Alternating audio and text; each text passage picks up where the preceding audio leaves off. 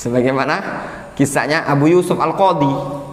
Abu Hanifah punya murid senior, Abu Yusuf Al-Qadhi, muridnya Abu Hanifah. Suatu hari dia sakit, dikunjungi sama Abu Hanifah. Dilihat sama Abu Hanifah, sama kawan-kawannya Abu Yusuf. Abu Hanifah ngomong, sebenarnya saya berharap dia bisa menggantikan posisi saya. Dia ini adalah murid yang cerdas, yang rajin, dipuji Abu Hanifah, dan dia layak mengajar. Akhirnya Abu Yusuf ini tadi sembuh dari penyakitnya.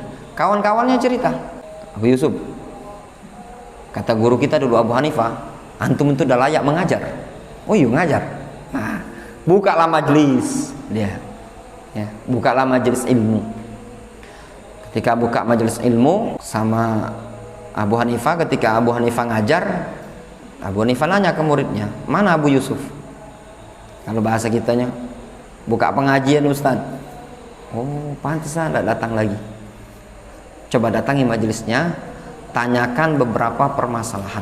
Nanti kalau Abu Yusufnya tanya ini, jawabnya ini, antum kasih pertanyaan ini, kata Abu Hanifah. Nanti kalau dia jawab ini, kasih pertanyaan ini. Intinya Abu Yusuf tidak bisa jawab. Balik dia nemui Abu Hanifah. Kata Abu Hanifah, engkau datang ke sini karena bahasa kitanya mentok, tidak bisa jawab pertanyaan. Kemudian Abu Hanifah menasihati Abu Yusuf ini tadi.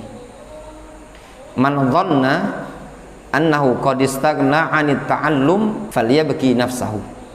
Siapa yang merasa sudah tidak butuh lagi belajar, maka nangisilah dirinya sendiri. Itu Abu Yusuf nangis terseduh-seduh. Beliau pun akhirnya kembali ke majelisnya Abu Hanifah. Dalam artian kalau mengajar tidak masalah, tapi jangan sampai antum melupakan menuntut ilmu.